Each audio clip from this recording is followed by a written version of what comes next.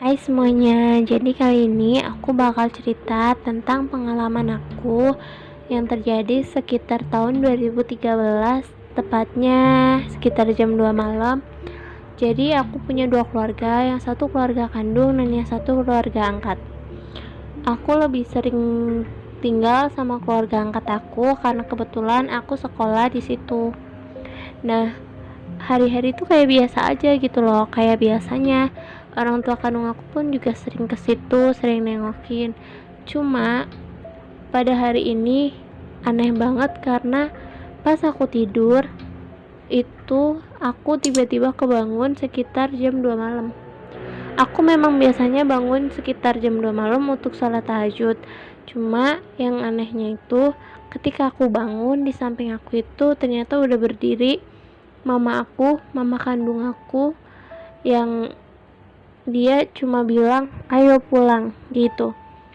Dan aku bingung dong, ini jam 2 malam pulang, sedangkan besok itu aku masih sekolah, belum waktunya libur gitu. Dan yang bikin aku bingungnya lagi, jarak antara rumah orang tua kandung aku sama rumah orang tua angkat aku itu jauh banget. Dan mama aku itu nggak bisa naik sepeda motor gitu loh, nggak bisa naik motor ya. Kalau ke situ juga dia pasti sama bapak aku, dan itu aku lihat dia itu sendirian, nggak ada sama papa aku, nggak ada sama siapa-siapa, cuma sendirian. Dan aku positif thinking, aku mikirnya mungkin di rumah lagi ada masalah atau entah alasan apa kenapa ngajak pulang gitu kan. Tapi karena ini mama aku, yang aku lihat itu mama aku, jadi aku mengiyakan untuk pulang gitu. Terus sebelum pulang aku bilang, izin dulu sama ibu sama abah. Ibu sama abah itu orang tua kataku. Nah, bukannya mama aku jawab iya atau enggak atau gimana pun, dia nggak jawab apapun. Dia cuma bilang ayo pulang, terus diem. Terus tiba-tiba dia gandeng tangan aku, ngajak aku keluar dari rumah. Dan karena aku bingung harus apa gitu kan, jadi ya udah aku ngikutin aja.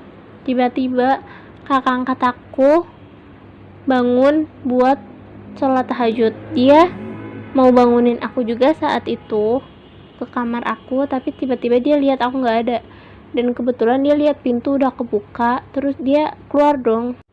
Pas keluar, dia lihat aku lagi jalan keluar. Tepatnya pas itu aku masih di gerbang, jadi baru mau keluar dari gerbang rumah. Kakak aku itu dia manggil teriak-teriak, ngapain sendirian keluar jam segini gitu kan. Terus aku bingung, hah, sendirian? Aku nggak sendirian loh, aku sama mama gitu.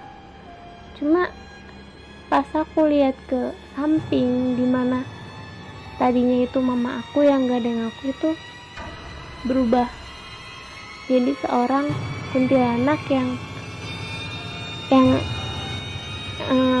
nggak bisa dijelasin gimana bentukannya. Intinya itu benar-benar kisah mistis yang nggak bisa aku lupain dan ngebuat aku ngerasa takut karena dia merubah wujudnya itu menjadi sosok yang aku kenal gitu, yang aku kenal. Dan kenapa bisa gitu kan. Cuma setelah itu akhirnya aku menyadari, dan alhamdulillahnya aku nggak apa-apa. Aku langsung lari, aku masuk, dan setelah sholat aku baca doa segala macam, dan alhamdulillah kejadian itu nggak terjadi lagi. Jadi pesan aku sih untuk kalian,